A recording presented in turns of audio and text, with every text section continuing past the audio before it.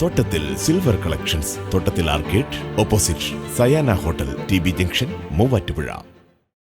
മരണക്കെണിയായി മാറി മൂവാറ്റുപുഴ തേനി ഹൈവേയിലെ കോട്ട റോഡ് നവീകരണത്തിന് ശേഷം 22 ജീവനുകളാണ് വാഹനാപകടത്തിൽ ഇവിടെ പൊലിഞ്ഞത്.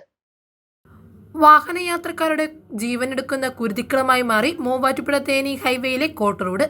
ദിനംപ്രതി നിരവധി വാഹനങ്ങൾ സഞ്ചരിക്കുന്ന റോഡിലാണ് മരണക്കെണി പതിയിരിക്കുന്നത്. കഴിഞ്ഞ 23-നുണ്ടായ വാഹന അപകടത്തിൽ 3 യുവാക്കൾക്കാണ് ജീവൻ നഷ്ടമായത്. കോട്ട റോഡ് നവീകരണത്തിന് ശേഷം ഇതുവരെ 22 പേരാണ് ഇവിടെ വാഹന അപകടത്തിൽ മരണപ്പെട്ടത്. റോഡ് നവീകരണത്തെ തുടർന്ന് മണിക്കൂറിൽ 60 കിലോമീറ്റർ വേഗം അനുവദനീയമായ റോഡിലൂടെ നവീകരണത്തിന് ശേഷം 100 കിലോമീറ്ററിലധികം വേഗത്തിലാണ് വാഹനങ്ങൾ പായുന്നത്. ഈ അമിത വേഗം നിയന്ത്രിക്കാൻ ആവശ്യമായ നിരീക്ഷണ ക്യാമറകളോ സ്പീഡ് ബ്രേക്കറുകളോ റബൽ സ്ട്രിപ്പുകളോ പാതയിലെങ്ങും സ്ഥാപിച്ചിട്ടുമില്ല. മുന്നറിയിപ്പ് ബോർഡുകളുടെ അഭാവവും മോട്ടോർ വാഹന വകുപ്പിന്റെ എൻഫോഴ്സ്മെന്റ് പരിശോധന കുറഞ്ഞതും സ്ഥിതിഗതികൾ വഷളാക്കുന്നു.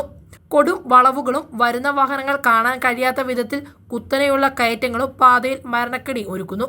റോഡിലൂടെ ഡാർക്ക് സ്പോട്ടുകളെക്കുറിച്ചും വാഹനം ഓടിക്കുന്നവരെ ബുദ്ധിമുട്ടിക്കുന്ന വളവുകളെക്കുറിച്ചും മോട്ടോർ വാഹന വകുപ്പ് കൃത്യമായ റിപ്പോർട്ടുകൾ നൽകിയിട്ടുണ്ടെങ്കിലും പരിഹരിക്കാൻ ഇതുവരെയും നടപടിയുണ്ടായിട്ടില്ല. ഇനിയും റോഡിൽ ജീവനുകൾ പൊലിയാതിരിക്കാൻ അധികാരികൾ നടപടി സ്വീകരിക്കണമെന്നാണ് നാട്ടുകാരുടെ ആവശ്യം.